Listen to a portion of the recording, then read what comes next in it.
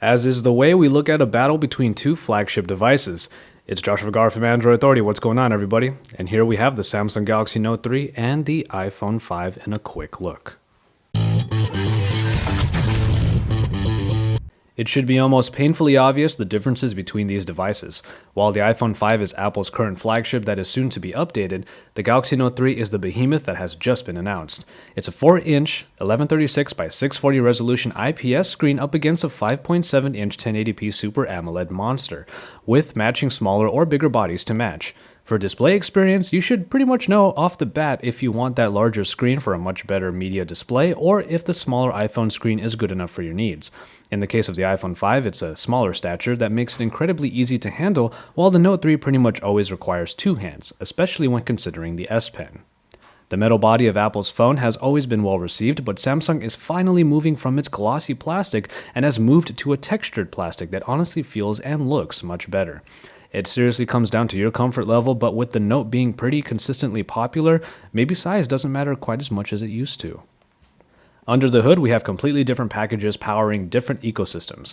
While the dual-core 1.3 GHz Apple A6 does pale in comparison to the 2.3 GHz Snapdragon 800 in the Galaxy Note 3, they are also catered towards different demands.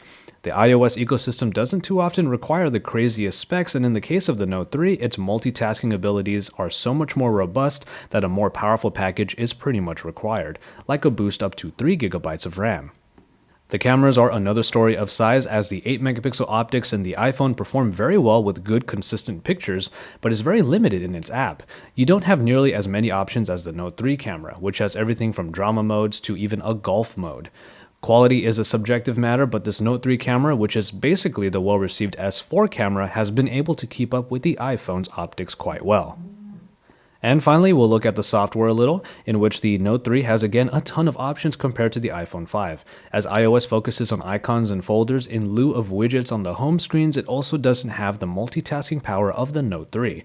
Especially with the S Pen, you can do so much on the Note 3 that have to do with note-taking or multiple app using or even having small app overlays over your screen.